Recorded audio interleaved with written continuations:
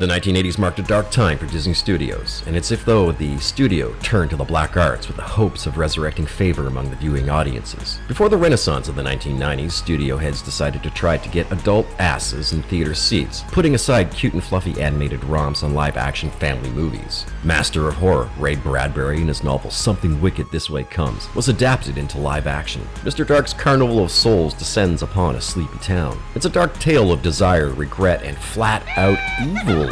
The imagery isn't really intended for younger audiences, with scenes that includes decapitation, a buttload of tarantulas, corpses, and torture, all wrapped up in menacing gothic overtones. The Watcher in the Woods chronicles the tale of an American family who move into a creepy manor in the UK. What they inherit is a haunted mansion. Their teenage daughter Jan experiences terrifying occurrences. Jan discovers that the specter, Karen, in the past attempted to contact the spirit known as the Watcher, the one that's in the woods. Jan is almost drowned in a river. All the same, this film is another example of Disney's desperate attempt to reinvigorate its relevance in the entertainment industry. Finally, the return to Oz picks up where the watershed film The Wizard of Oz left off. Dorothy experiences insomnia in the 6 months after she returned from Oz. Dorothy's aunt and uncle are concerned for her mental state and decide Dorothy needs electroshock therapy. The underlying theme of mental health lies below the surface, especially in the scene when Dorothy is taken to therapy,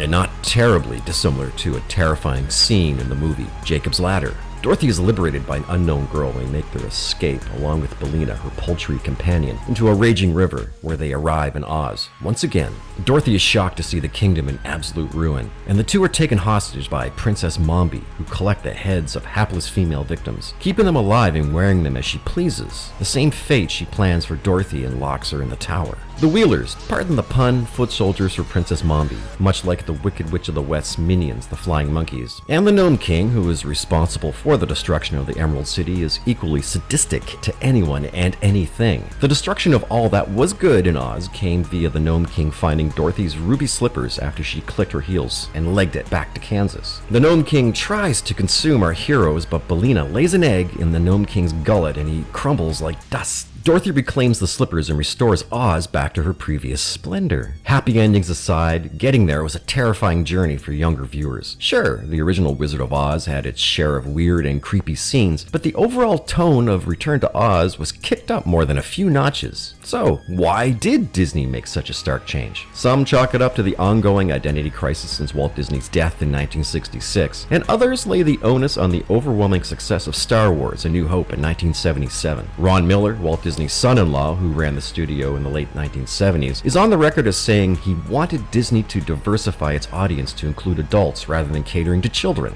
Disney tried to sweep these adult-themed films under the rug, but it's worth revisiting them, even if it's to experience the many shades of Disney's evolution, and perhaps as a counterpoint to the questionable footing Disney is standing on right now. I'm looking right at you, Snow White.